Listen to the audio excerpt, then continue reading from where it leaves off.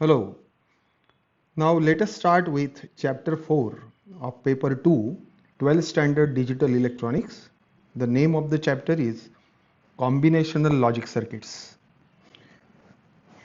In this lecture we shall see only the introduction of this chapter, but listen this introduction very carefully. Watch the important points, they are very useful. So you have to go to my notes on page number 61, where you will find this chapter number 4, combinational logic circuits. Now in this chapter there are actually 4 important topics. The first topic is called as multiplexers.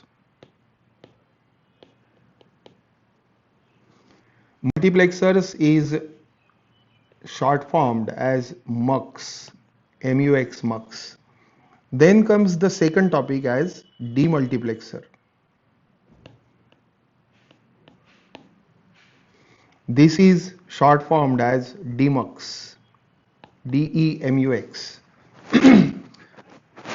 The multiplexers and the demultiplexers have exactly opposite working with respect to each other. So if you learn multiplexers, then automatically you will learn demultiplexers. So this chapter is rather simple. Then the third topic is encoder. Encoder is a type of circuit which converts the general purpose common information into some secret code. So that is called encoder. There is no short form for encoder. And then comes the last topic of this chapter, and that is decoder. Again, the encoder and decoder are exactly opposite to each other. Because in encoder, the general purpose common information is converted into secret form, and the decoder decodes the secret information into general form again, back into the original form. So in that way, the encoders and decoders are exactly opposite to each other. There is no short form for encoder, there is no short form for decoder. So one by one we have to study first the MUX, that is multiplexer, then the DEMUX, that is demultiplexer, and then we shall go for the encoder, and lastly for the decoder. Now why this chapter is called combinational logic circuit, that we have to see. The combinational logic circuit is short formed as CLC. So we shall now call this chapter as CLC, combinational logic circuits. Now in digital electronics, CLC, combinational logic circuit, means that type of logic circuit in which the output condition is exactly proportional to the input condition at that particular instance of time. Means suppose I have one multiplexer circuit in this box, say one MUX is here. Sorry, I shall draw it again here. I have one multiplexer circuit in this box and suppose it has got 2 or 3 inputs here and there is one output. Let the output be Y and the inputs are say A, B and C and so on. Then whatever may be the input condition over here, that is A may be equal to 0, B may be equal to 1 and C may be equal to 1 or something like that, whatever may be the input combination. Then suppose Y is equal to 1. Suppose this is not actually the working of the MUX, but I am just giving you an idea. So if A is equal to 0, B is equal to 1 and C is equal to 1, at that instance suppose Y is equal to 1, then such type of circuit is called CLC. In a general way, we can also say here that if we take just a NOT gate and it has got one input, say A, and the output is Y, then Y is equal to A bar. We know the output equation of NOT gate. And suppose I make A is equal to 0. At that instance, after some propagation delay, Y will become 1.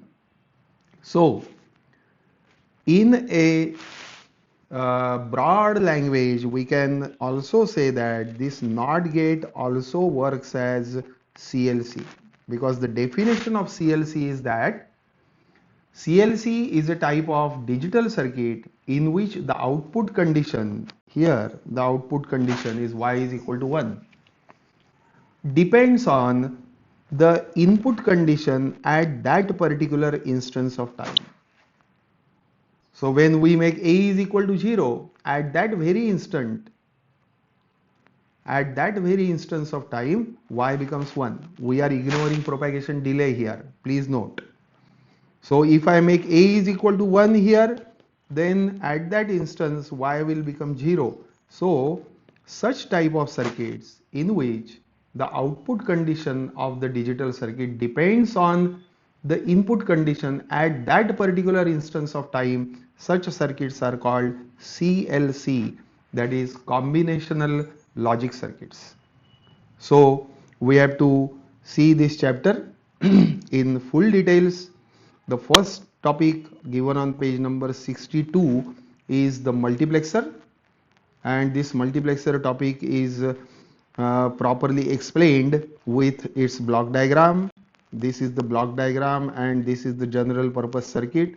We shall of course go for the details later on in the next coming lectures. This is the basic 4:1 line multiplexer, then the truth table, then 8:1 line multiplexer, and then 4:1 line multiplexer using 2:1 line multiplexer and all that.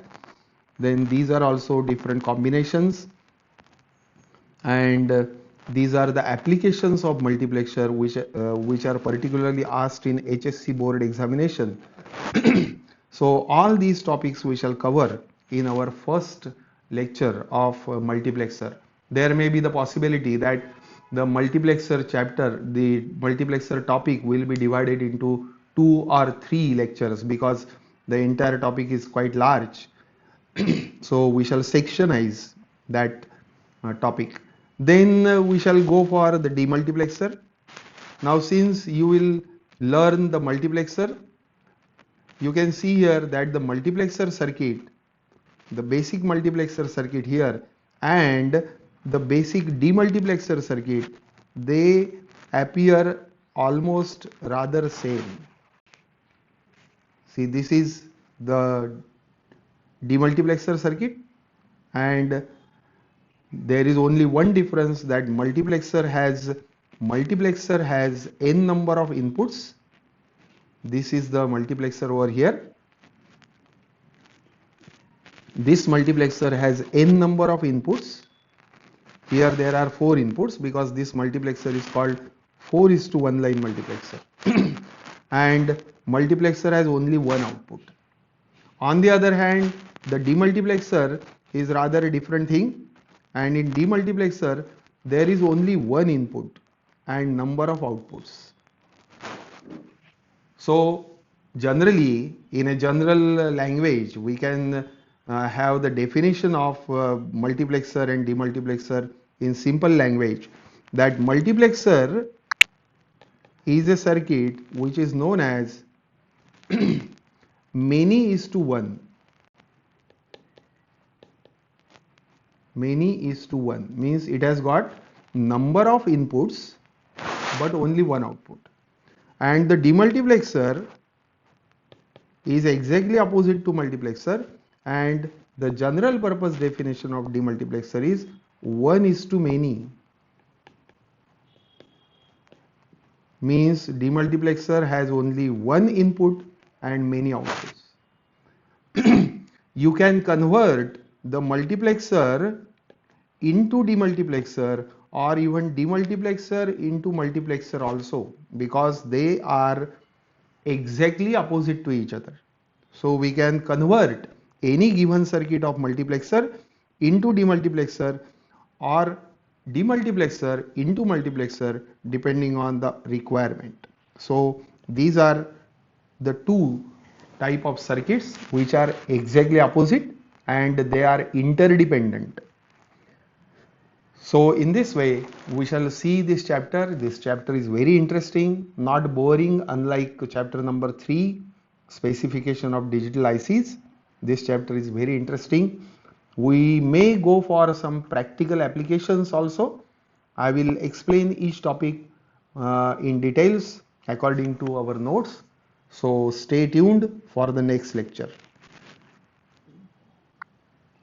Thank you.